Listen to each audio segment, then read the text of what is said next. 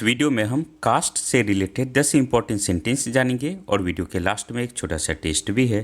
Cast का मतलब होता है ढालना, निर्धारित करना, फेंकना, मतदान करना या सांचा निर्मित करना।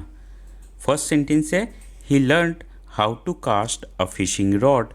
The fisherman cast his bait into the river. The cast of the characters in the book is very large. The doctor checked the cast after 2 weeks. The director will cast new actors for the show.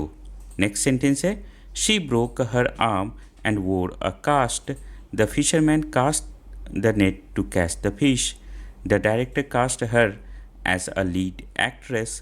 The sculptor will cast the statue in the metal. They cast their votes for the class monitor. अब आपके लिए एक छोटा सा test भी है।